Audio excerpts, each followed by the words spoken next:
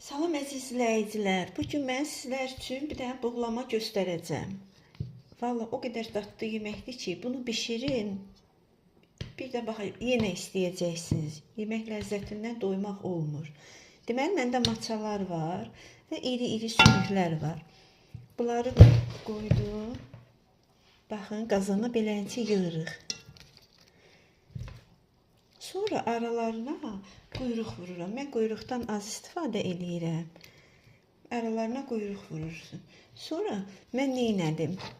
Əslində əsl buğlamaya kartof vurulmur. Ancaq mən kartofdan o qədər xoşlayıram. Mən aralarına kartof da vururam. Çünki mən özüm də kartofdan o qədər xoşlayıram. Siz də bir dəfə istifadə eləyin kartofdan. Görəcəksiniz necə dadlı olur. Onun üstündən soğanı tökdüm. Baxın, öncədən doğradığım soğanını tökdüm. Və mən badımcanım var, bunu da doğrayıb duzlu suda acısını çıxartmışam. Və ara sıra badımcan da düzürəm. Siz də istifadə eləyin, görəcəksiniz dadı necə gözəldir. Bu da hərəniz bir tərəfdən yazılacaqsınız ki, əsl buğlama deyil, əsl buğlama başqa cürə olur. Amma bunun da öz ləzzəti var.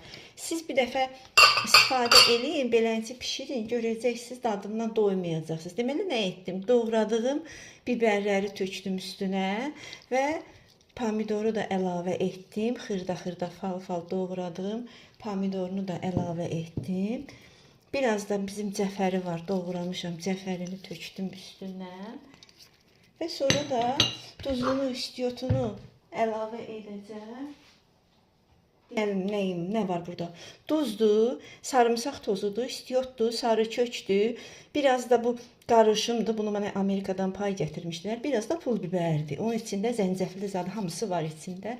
Amerikadan pay gətirmişdilər. Yeməyə xüsusi dad verir.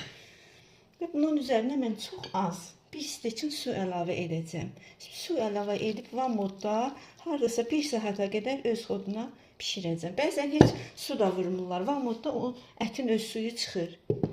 Çünki tərəvəzlərin də suyu çıxacaq. Bişirənə nuş olsun.